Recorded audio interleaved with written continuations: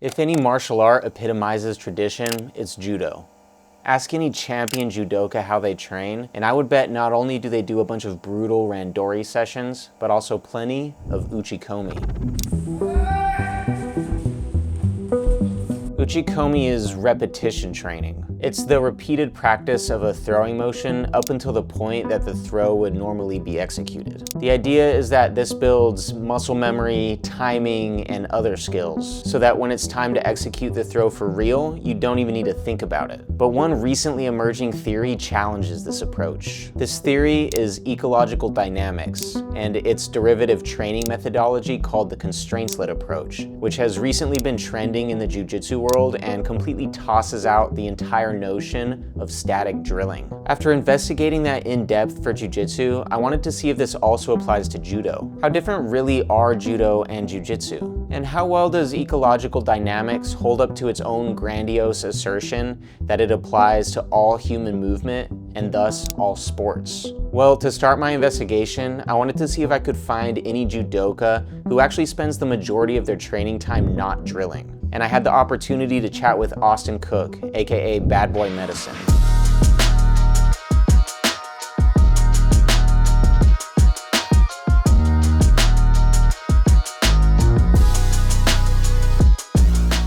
Not only is Austin pretty good at judo, but he's also a pretty non-traditional athlete, both in his chosen field as a medical doctor and in his training approach. And I do not like just rote memorization of stuff. I want to figure things out. Like martial art, right? There's an art to it. It's you can be creative and add your own little unique flair and innovate these different little niche areas of whatever. And so that is, for me, that was, oh my God, so much better than 100 uchikomis like this. And my first question to him was, do techniques even exist?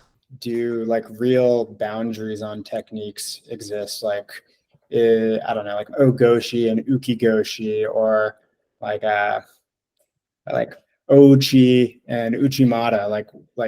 At some point, one becomes the other. But I mean, who determines that line? I don't know. I think that I would say, yeah, they exist, but I think the boundaries are flexible and undefined sometimes. But I don't know. I'm gonna say yeah. I think the input can be different than the output, right? Like what the person executing the technique, throw, pass, submission, or whatever, that they could have an intention to do something, and then based on whatever happens with a resisting opponent or body composition, or whatever, the output could be different than the input. So I don't know. I think I'm a big I guess I would say more input.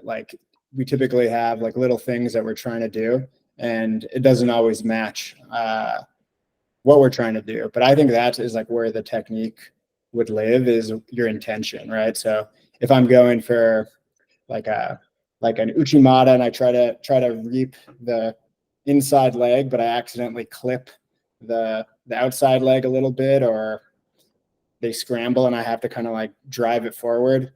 So I think the intention is more significant, because you're usually trying to do something that you were either taught or tried to copy from somebody, and then add in your little flair, unique flair later on. But I would say there's, all right, I'm gonna change my answer. I think yes, but I think in judo, let's say, there, I don't know, however many throws, I don't even actually know. I think that could be whittled down to 10.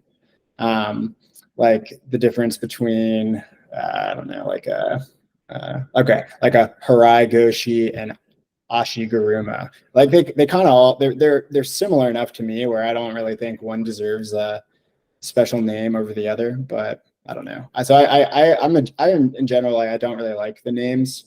I think it overcomplicates things unnecessarily, and then limits you from building connections. If you conceptualize hip throws as a hip throw, right? I'm working on a hip throw video right now. It's the exact same mechanic, the core of the technique, and whether or not you have your hand up here on the shoulder for a headlock koshiguruma, or it's an underhook. I think those boundaries are less significant. You know what I mean?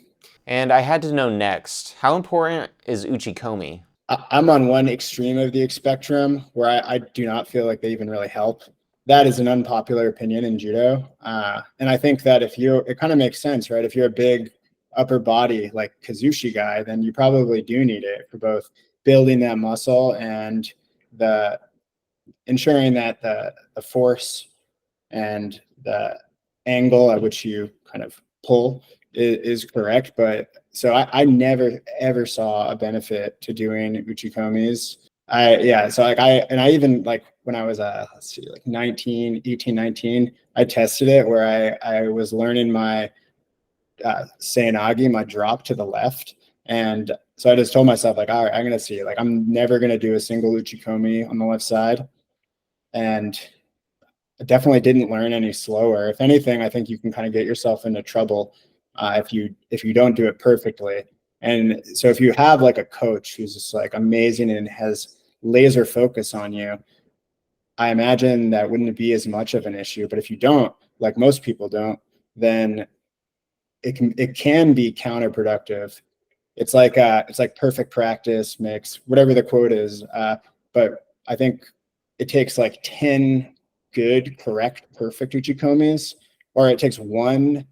Yeah, it takes 10 perfect uchikomis to make up for one bad one. And so if you don't know you're doing it incorrectly, then you can really mess up a lot of your techniques and kind of give yourself more work. But if you're and you don't really have that feedback, right? Like you don't have that feedback. Like, am I doing this right? Like, is this working? Unless the guy is resisting. If the guy is resisting, then that feedback's there immediately. It either worked or it didn't, or you were close or you weren't. So yeah, I am not a fan of uchikomis personally, but that's just my answer, and I don't think it's like a right or wrong thing, but you're going to get a lot of different ones. This video's member shout out is Aaron Young. Thanks for being a member of the channel. He's a member over on Patreon where you can find exclusive videos that aren't normally available to the public. These videos are also on my YouTube channel, but under the membership side of the YouTube channel, and you can join that by clicking the join button below this video. So if uchikomis aren't all that important, what should we be doing instead? Instead of the uchikomis, I think it does make sense, like when you're learning to throw it like on a crash pad. I don't think you need much of that either. It can be helpful to see if even something as basic as, am I lifting them off the ground, or am I just kind of like falling on top of them and they're going down? But if you're lifting them, like with a hip throw, if you're lifting them up and able, once you lift them up, to propel them down, then that's helpful. I don't think you need much of it. I was never a big fan of that sort of drilling. I think there's a place for it. I think you can make that argument a lot more easily than with the uchikomis. But what you just described, the ecological approach, where I've been doing that for a while, but I didn't call it that. I just like situational drilling, kind of, right? That's so much better, and you actually have real feedback in the moment, and you can refine it as much as you'd like to accommodate whatever your goals are. So like if you're with a hip throw, let's say, you can either start with something as broad as like, all right, I'm just going to we're only doing hip throws, or you can narrow it further. I'm only going to do it from this underhook.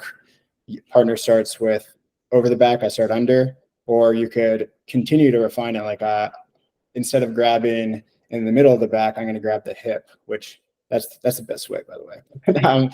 Or up top, grabbing the collar.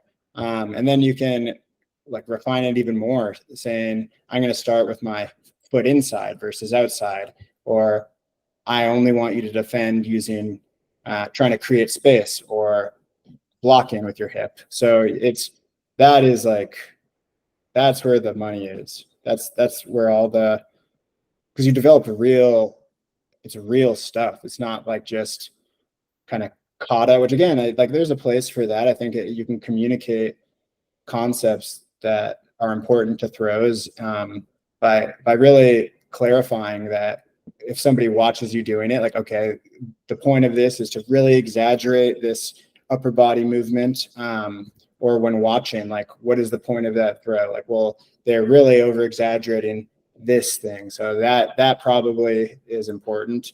But no, I think the randori and like live sparring is everything. But that also comes with the more variables there are, the more risk of injury that exists, the harder it is just on your body.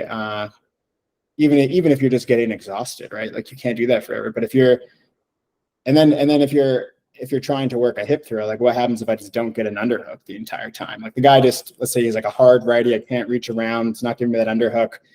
I could go through like an entire week and maybe only get a few shots. But if you can tailor your drilling and your learning through like eco games, then that is like, oh, that's where the real like progress starts to happen.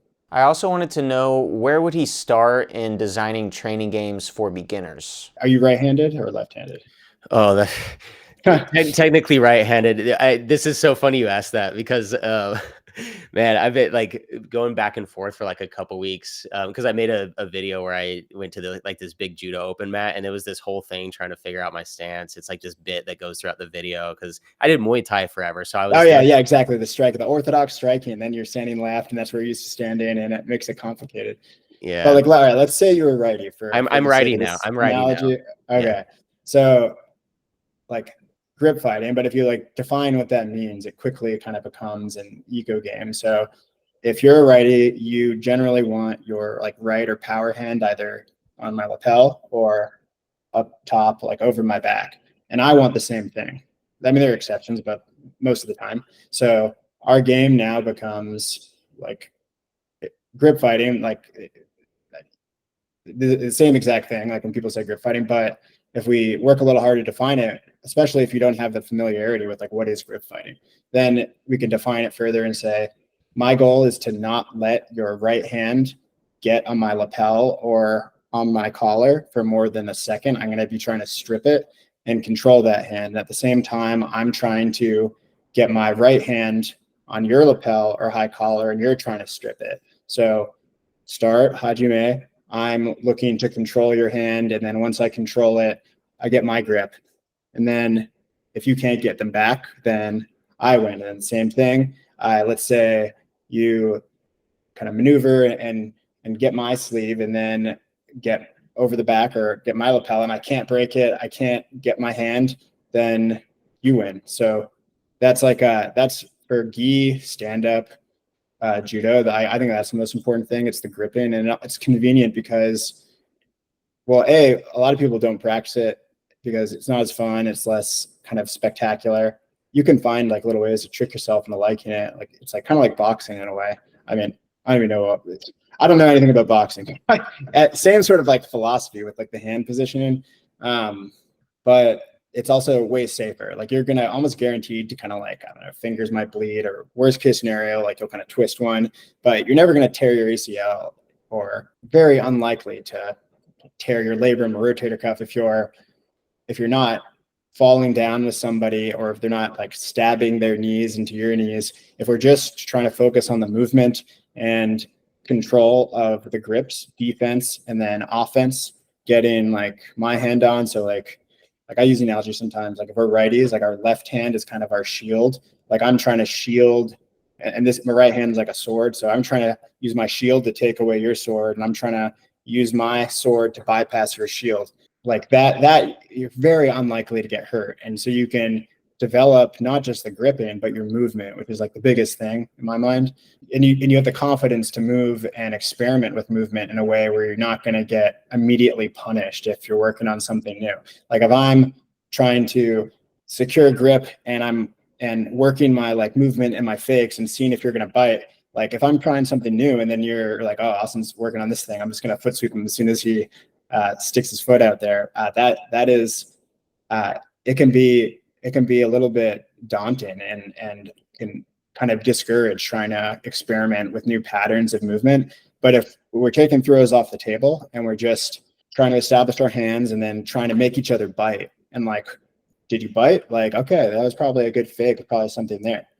But when you run into issues is when people I like, this is like the most common thing. Like we'll be grip fighting, and then let's say you're a righty, I'm a righty, and we agree on that beforehand. Like, all right, like you're righty, right? You're righty. This is what you want, right?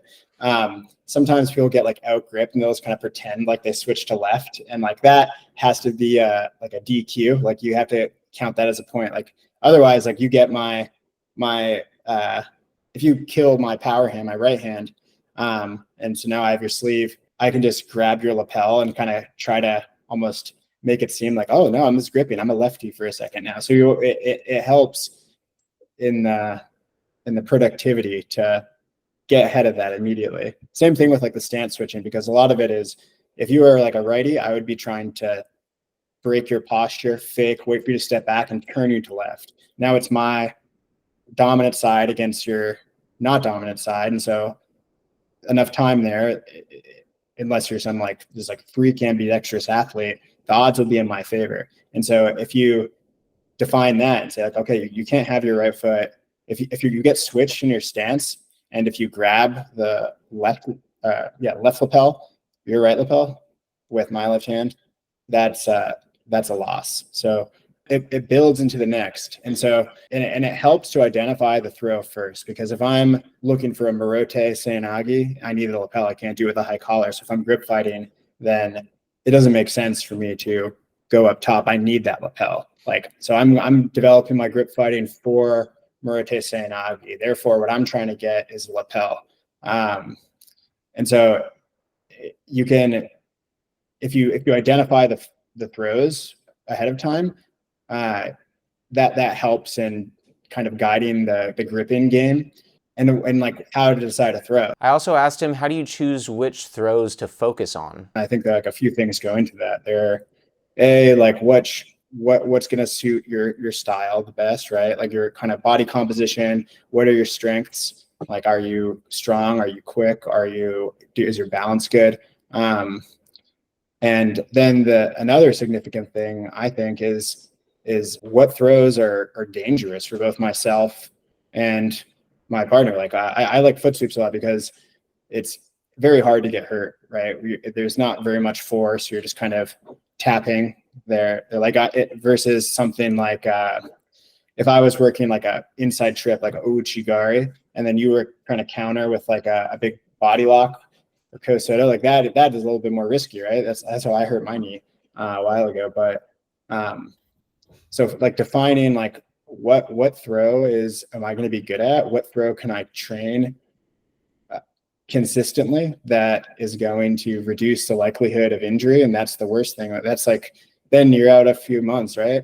But I think the biggest thing is, which is overlooked, is what throws do you like the most? Like what throws, when you're watching YouTube, do you see and think like, that is beautiful? Like I would give anything to be able to do that. It's always uchimata for people. Or like, for me, it was like drop Morote Seoinage. Like I thought there was such a beautiful throw. And I was always tall for my weight. I'm like 5'10", I fought 145. And so it was always like, oh, don't pick that one. Do a tie, do like Harai instead. But I just didn't like it as much. And so they just didn't look as cool. They didn't feel as fun. And so you're going to get good at things that you think a lot about, and you think a lot about things that you enjoy. If you catch yourself daydreaming about one throw versus another, that's a good sign that could be the throw for you. Because if I have like twice as much time like thinking about a throw and like trying to figure out ways to make it work, watching videos, like that I think overshadows the like body composition thing. I think that coupled with the safety that's the perfect way to do it. If we're choosing throws though, how specific to the actual textbook versions of these throws do we need to be? A specific concept I think is better. So like with Morote, really like that throw is you're facing your opponent and then you're trying to get in between their legs. You're trying to get beneath them and in between their legs. And so if you can do that and retain your balance, then that is like that throw. It's being here and then getting yourself like that, like between their legs. Like that could be like a potential game, right? So and it can be hard if you're like you may have to adjust it accordingly at first. So like, let's say like if we were going, it can be easier sometimes on like opposite stances. If my right leg is like really right and you're doing a right side, you have to rotate now like an extra 90 degrees or something. So we could give like a handicap where like, okay, I'm going to stand left. I'm going to get a right grip, but I'm going to stand left, and I'm going to try to not let you get in between my legs. And then if you get in between my legs, that's a win for you.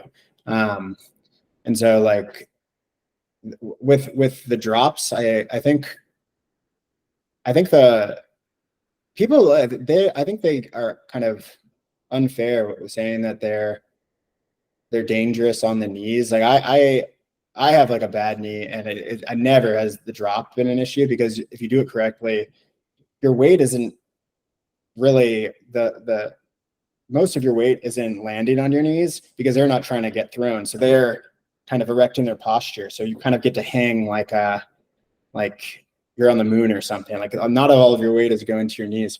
And so if I'm now trying to not get thrown, and you're even say like just drop, say a specific drilling, that's actually, I think, pretty safe, as long as I'm not, as long as I know that if you get under me and start to elevate, I tuck my head. Like you can run into issues if the person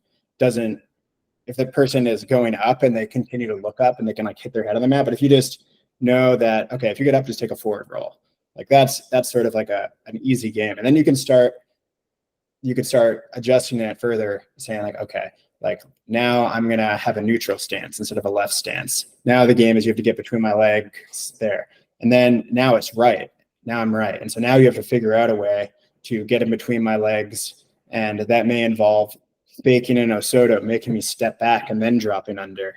And then with the gripping, like going back with Morote, it really helps before like you execute it to kind of pop the lapel, like you're kind of whipping like a tea towel. It sort of is like tactile noise that kind of interferes with their proprioception of where you are. So if you're flicking it when you're that can just really help. And so when you're gripping now you have like a little agenda that not only am I trying to control a sleeve and control lapel, I'm trying to kind of flash my hip, maybe make them step back even while I'm kind of flashing it or flipping that lapel, like flicking it, disturbing their proprioception.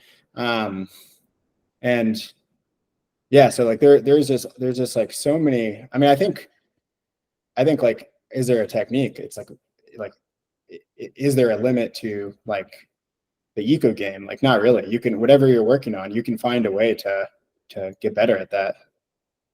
Right. Yeah, this is really cool. And it sounds like for all of this, at least what I've been learning with like implementing the BJJ games, I imagine it can be the same for judo. Is just like, just got to try it and then see what happens during that sort of game, and then adjust it based on like what you're trying to get to happen, I guess, right? And like identifying like what's going wrong and then designing your game around that. So if I'm like, we use the like rotation, like if I'm under rotating, then I need to figure out how I can get better. And like uchikomis is not the answer. Someone's standing still. Like how, so like I need to now, and Randori is a blunt tool compared to this, because maybe the guy is just not letting me get a lapel. So, but if we start and I have a lapel and they have a neutral stance, that could really kind of just hone in on exactly what's going wrong. And like it can be helpful to have a coach there, because you may not know why it's not working. I think anybody,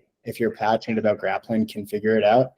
And it might take a little bit longer, but if you watch what you're doing, feel what you're doing, and then you go watch what the best guys are doing, like you'll notice discrepancies. Chances are, right, if it's not working. There's still so much to uncover in this investigation, but I think it's a pretty intriguing place to start. While I'm not claiming that Austin's experience is fully representative of the theory of ecological dynamics, nor that his experience is representative or should be representative of all other judokas, it is worth noting that his non-traditional path has yielded some impressive results. Drilling has been a cornerstone of judo for ages, and all the world champions rely on it. And to be clear, Austin isn't necessarily bashing anybody either. Yeah, I think it's unfair to say that it doesn't work. And like same thing with uchikomi is like, for me, it's not something that I notice a huge benefit to, and I don't enjoy it. It's boring to me. But I think if you were just like had a good coach and you really knew what you were doing, that is not a wrong answer either. Like you can get better like that for sure. Otherwise, the best like teams in the world, like no one would be doing it if it was counterproductive. I think there are more productive things and that are innovative that kind of take time to catch up if you're kind of a traditionalist, right? But Austin's journey does prompt us to question established norms. As of now, we lack controlled studies to definitively settle this debate, but his case certainly adds an interesting dimension to the discussion. And after all, regardless of the training method used, someone is, by definition, always going to win a championship. Thanks for watching, and let me know in the comments what you think. Can you get good at judo or even become a world champion without using uchikomi? If you enjoyed this, you also might like this recent video where I sparred with Olympic judoka Soichi Hashimoto in Japan. Catch you in the next one.